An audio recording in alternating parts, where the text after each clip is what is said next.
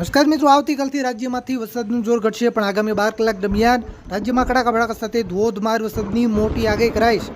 મિત્રો, હવામાન વિભાગે હવે કયા વિસ્તારોમાં યલો એલર્ટ જાહેર કર્યું છે, કયા વિસ્તારોમાં ભારે વરસાદ તૂટી પડશે તેની વાત કરીશું. રાજ્યના મોટાભાગના વિસ્તારોમાં મેઘમહેર જોવા મળી રહી છે. કેટલાક વિસ્તારોમાં ધોધમાર વરસાદ, તો અમુક એવા પણ વિસ્તારો છે જ્યાં મેઘ તાંડવ જેવી સ્થિતિ પણ સર્જાય છે. મિત્રો, હવે આગામી 12 કલાક દરમિયાન કયા વિસ્તારોમાં કડાકા ભડાકા સાથે ભારેથી ભારે વરસાદની મોટી આગાહી કરાઈ છે તેની વાત કરી છે. પણ તે પહેલા આ વિડીયોને લાઈક કરવાનું ભૂલતા નહીં. આવી જ રીતે આખું ચોમાસું વરસાદના સમાચાર સુધી પહેલા જોવા માટે આપણી આ ચેનલને ખાસ સબસ્ક્રાઇબ કરવાનું પણ ભૂલતા નહીં. તો મિત્રો, પહેલા આપણે દક્ષિણ ગુજરાતના વિસ્તારોથી શરૂઆત કરી, જેમાં ખાસ કરીને ભરૂચ જિલ્લાના વિસ્તારો હોય, નર્મદા જિલ્લાના વિસ્તારો હોય, સુરત, તાપી, ડાંગ અને નવસારી જિલ્લામાં યલો એલર્ટ ફરી એકવાર જાહેર કરાયું છે.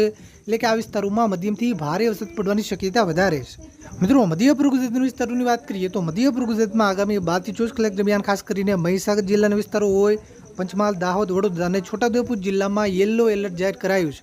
એટલે કે આ વિસ્તારોમાં પણ આગામી 12 થી 24 કલાક દરમિયાન મધ્યમથી લઈને ભારે સુધીનો વરસાદ પણ પડી શકે.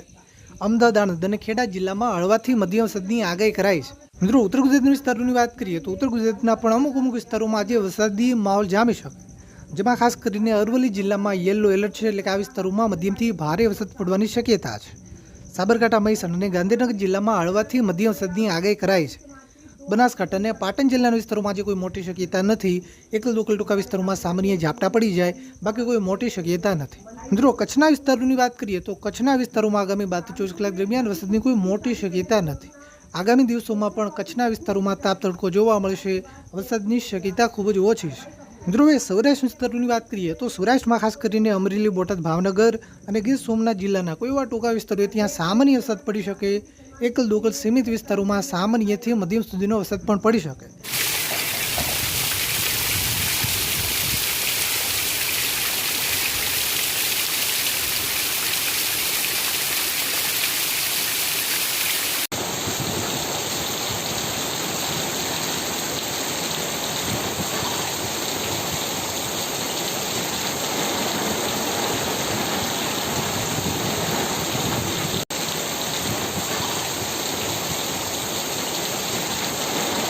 તો મિત્રો, આ આજના વરસાદના મોટા સમાચાર. મિત્રો, તમારા વિસ્તારમાં વરસાદ છે કે નહીં, તમારા વિસ્તારનું નામ લખી નીચે કોમેન્ટ કરવાનું ભૂલતા નહીં.